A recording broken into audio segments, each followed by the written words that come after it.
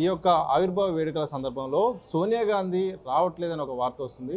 ఏం జరుగుతుంది? Health point of వ్యూలో ఎండలు బాగున్నాయి. డాక్టర్ల అడ్వైజ్ మీద షీఈ్ నాట్ కమింగ్. ఆమెకు రావాలని ఉన్నది కానీ డాక్టర్లు చెప్పినప్పుడు వాళ్ళు ఫాలో కావాలి కదా. ఆమె కొద్దిగా ఈ నడుమ ఎలక్షన్స్లో అక్కడిక్కడ తిరిగినాక కొద్దిగా వీక్ అయింది మొదటి నుంచే. అందులో ఎండలు బాగున్నాయి. నాగ్పూర్లో 50 దాటింది. ఢిల్లీలో కూడా 43, 42 దానికి వచ్చింది కనుక మరి ఇక్కడ కూడా ఎండలు కూడా తెలంగాణలో కూడా బాగుంటాయి అన్న ఉద్దేశంలో రాలేదు తప్పితే ఆమెకు రావాలని ఉన్నది.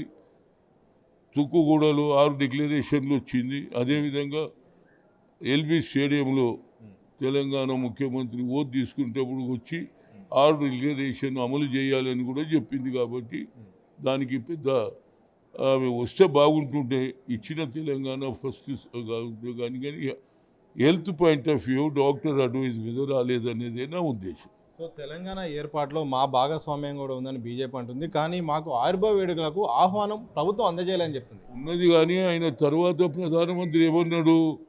తెలంగాణ డివైడ్ చేయడం, ఏది ఆంధ్ర రాష్ట్రం విడజేసేటప్పుడు ఇవన్నీ తలుపులు బంద్ చేసి తలుపులు చేసేసి దానికి వ్యతిరేకంగా మాట్లాడిండు. కాబట్టి వాళ్ళని విలువలే.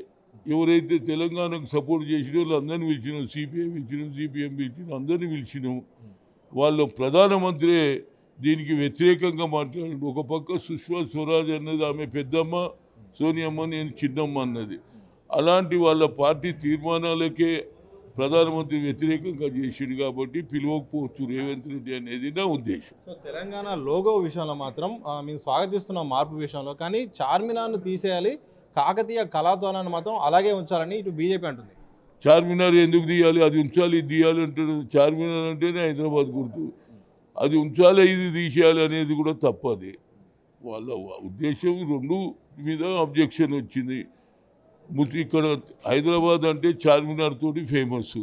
అది అడుగుతున్నారు, ఏది ఎంఐఎం వాళ్ళు అడుగుతున్నారు, అందరూ అడుగుతున్నారు. కానీ ఒకటి ఉంచాలి, ఒకటి నిర్ణయం తీసుకో. ఏదైనా అసెంబ్లీ సమావేశాలలో మరి అందరు సంప్రదింపులు చేస్తా అని ముఖ్యమంత్రి అన్నాడు. కాబట్టి అసెంబ్లీ సమావేశంలో ఈ సబ్జెక్టు తేలుతుంది అనేది నా ఉద్దేశం. తెలంగాణ గీతం విషయంలో కూడా, సంగీతం విషయంలో కీరవానికి అవకాశం ఇవ్వడం పట్ల కూడా వాళ్ళు బాగా చాలామంది రాష్ట్రానికి చెందిన కళాకారులు అలాగే సంగీత దర్శకులు ఇటు చాలామంది కూడా అభ్యంతరం. మీరే ఏది మన జగన్మోహన్ రెడ్డి వస్తే కాగలించుకున్నారా లేదా? మరి ఆయన ముఖ్యమంత్రే కదా. మరి ఇక్కడ తెలుగువాడు పాట ఆంధ్రలో ఉన్నటువంటి తెలుగు వాళ్ళు అన్నదమ్ములుగా ఉన్నటువంటి ఇబ్బందుల మీద విడిపోయినాం తప్పితే వాళ్ళతో ఎట్లా పాడిచ్చిండ్రు ఇవన్నీ కొత్త కొత్త ఆలోచనలు తప్పితే వేరేది ఏమి లేదు.